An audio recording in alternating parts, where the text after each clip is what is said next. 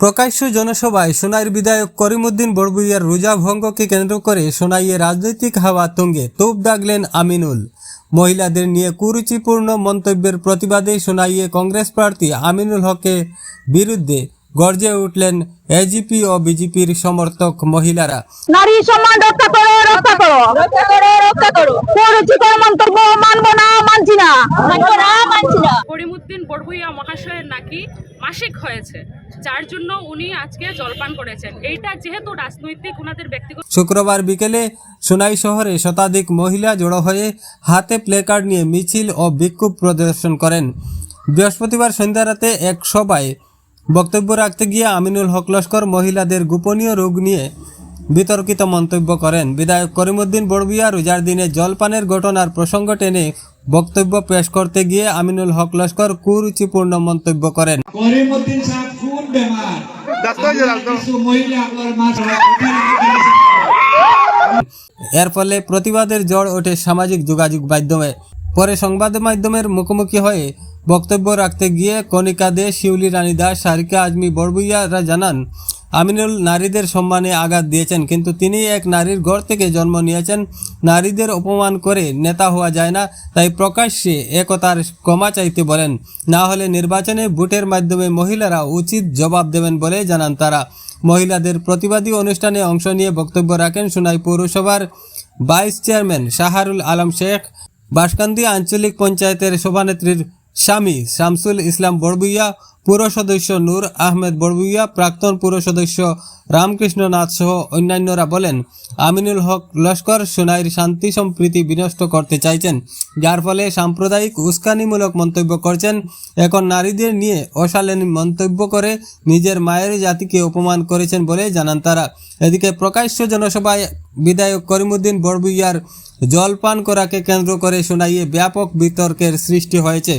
কাছাড় জেলার সোনাইয়ে বৃহস্পতিবার আয়োজিত মহিলা উদ্যমিতা প্রকল্পের চেক বিতরণ অনুষ্ঠানকে কেন্দ্র করে সৃষ্টি হয়েছে তীব্র আলোচনা ও বিতর্ক। হাজার হাজার মানুষের উপস্থিতিতে দিন দুপুরে জলপান করতে দেখা যায় সোনাই বিধায়ক করিমউদ্দিন বড়ভূঁইয়াকে। ঘটনাটি প্রকাশ্যে আসার পর থেকেই গোটা রাজ্য জুড়ে বিষয়টি নিয়ে শুরু হয়েছে জোর চর্চা। জানা গিয়েছে, সোনাইয়ে আয়োজিত ওই সরকারি কর্মসূচিতে মহিলা উদ্যমিতা প্রকল্পের আওতায় বিভিন্ন স্বনির্ভর গোষ্ঠীর সদস্যদের হাতে চেক তুলে দেওয়া হচ্ছিল। অনুষ্ঠানে বিপুল সংখ্যক মানুষ, বিশেষ করে মহিলা স্বনির্ভর গোষ্ঠীর সদস্যরা উপস্থিত ছিলেন। ঠিক সেই সময়ে মঞ্চে থাকা অবস্থায় বিধায়ককে জলপান করতে একটি ভাইরাল ভিডিওতে দেখা যায়। এই দৃশ্য সামনে আসতেই মঞ্চে উপস্থিত অনেকের মধ্যেই বিস্ময় ও কৌতূহলের সৃষ্টি হয়, কারণ বর্তমানে চলছে পবিত্র রমজান মাস। ইসলাম ধর্মের বিধান অনুযায়ী এই মাসে ভোর থেকে সূর্যাস্ত পর্যন্ত রোজাদাররা পানাহার থেকে বিরত থাকেন। ফলে জনসমক্ষে একজন মুসলিম জনপ্রতিনিধির এমন আচরণ নিয়ে স্বাভাবিকভাবেই আলোচনা শুরু হয়। ঘটনার পরপরই সামাজিক যোগাযোগ মাধ্যমে বিষয়টি দ্রুত ছড়িয়ে পড়ে। ফেসবুক সহ বিভিন্ন প্ল্যাটফর্মে ভিডিও ও ছবি ঘিরে নেটিজেনদের মধ্যে শুরু হয় তর্ক বিতর্ক। অনেকেই প্রশ্ন তুলেছেন, রোজার মাসে জনসমক্ষে এমন ঘটনা কিভাবে ঘটল? আবার অন্য একাংশের মতে ব্যক্তিগত কারণ বা শারীরিক অসুস্থতার জন্য এমনটা হয়ে থাকতে পারে, যা নিয়ে অতিরিক্ত বিতর্ক তৈরি করা ঠিক নয়। বিধায়ক করিমউদ্দিন বড়ভূঁইয়ার ঘনিষ্ঠ কয়েকজন সমর্থক সামাজিক মাধ্যমে দাবি করেছেন, তিনি সম্ভবত শারীরিকভাবে অসুস্থ ছিলেন বা অনিচ্ছাকৃতভাবে জলপান করেছেন। কেউ কেউ এটিও বলেছেন যে দীর্ঘ সময়ের কর্মসূচি ও প্রচণ্ড গরমের কারণে তিনি অসুস্থ বোধ করেছিলেন। যদিও এই দাবিগুলির কোনো আনুষ্ঠানিক নিশ্চিতকরণ এখনও পাওয়া যায়নি। অন্যদিকে বিরোধী মহলের একাংশ বিষয়টিকে রাজনৈতিকভাবে কটাক্ষ করতে শুরু করেছে।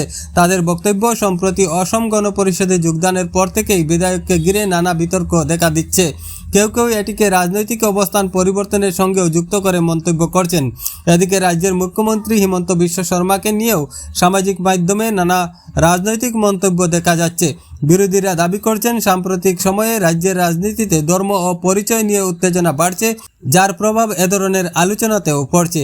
তবে এই মন্তব্যগুলো সম্পূর্ণভাবে রাজনৈতিক মতামতের পর্যায়ে রয়েছে। তবে গোটা ঘটনার বিষয়ে এখনও পর্যন্ত বিধায়ক করিমউদ্দিন বড়ভূঁইয়া নিজে কোনো আনুষ্ঠানিক প্রতিক্রিয়া দেননি। তবে অনুষ্ঠানে প্রধান অতিথি হিসাবে উপস্থিত থাকা মন্ত্রী কৌশিক রায় তার বক্তব্যে বিধায়ককে অসুস্থ বলে উল্লেখ করেন।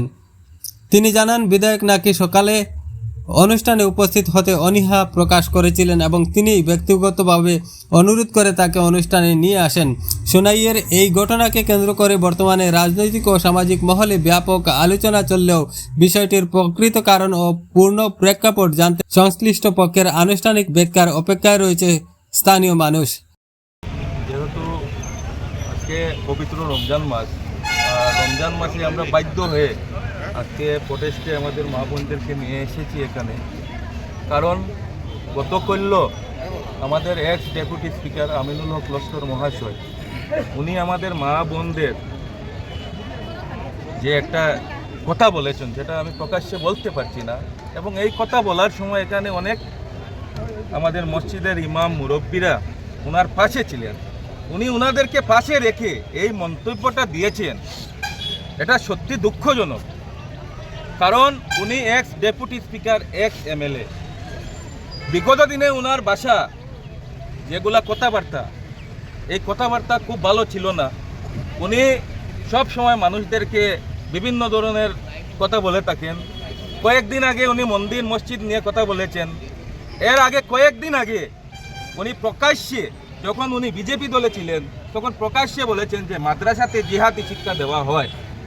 আমি মনে করি আমিনুল হক লস্কর উনি কংগ্রেসে গিয়েছেন, প্রথমে যিনি মাদ্রাসাতে জিহাদি শিক্ষা দেওয়া হয় সেটা বলেছেন, সেটার জন্য সুনাই সমষ্টি তথা প্রত্যেক আসামের মুসলমান সম্প্রদায়ের কাছে উনি ক্ষমা চেতে হবে। প্রথমে যদি উনি প্রকাশ্যে বলেছেন যে মাদ্রাসাতে জিহাদি শিক্ষা দেওয়া হয়, ওনার কাছে প্রমাণ যদি তাকে প্রমাণ পেশ করুন, নাই তো উনি প্রকাশ্যে ক্ষমা চান।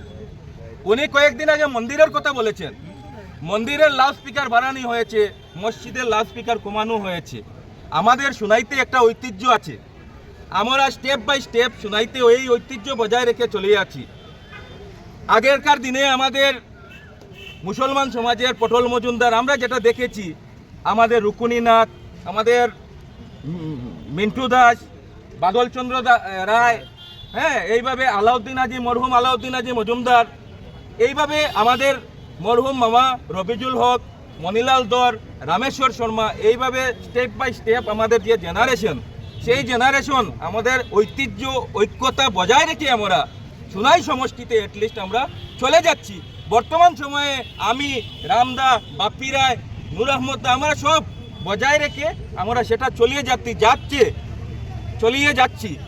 তাই অনেক দাঙ্গা হয়েছে। 1992 ইংরেজিতে বাবরি মসজিদের মতো দাঙ্গা হয়েছে, কিন্তু সুনাইতে কোনো দাঙ্গা হয়নি, কারণ আমাদের মধ্যে ঐক্যতা আছে, ঐতিহ্য আছে। সেই ঐতিহ্যকে আমিনুল হক লস্কর নষ্ট করতে চাচ্ছেন শুধু ভোটের জন্য।